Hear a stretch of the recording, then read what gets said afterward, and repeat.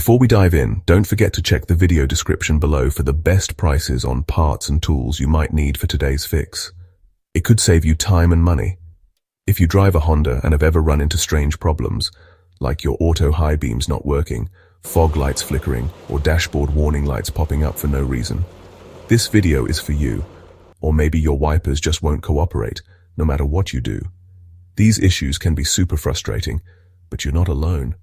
Here's what's happening.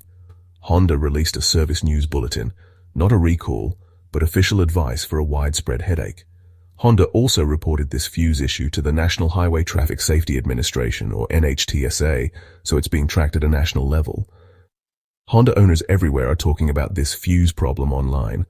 Some say their headlights or wipers started acting up after a fuse swap, while others mention dashboard settings vanishing or random warning lights.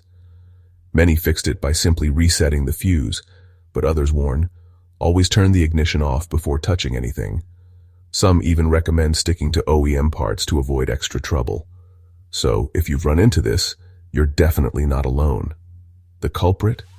If the shipping fuse, also called fuse number 18 backup, is installed while the engine's running, it can mess with your lights, wipers, and even hide some vehicle settings. Here's the official fix, straight from Honda. Step 1. Turn your ignition off. Make sure your car is completely off before touching any fuses. Step 2. Remove the number 18 backup 10 amp fuse from the underhood fuse box.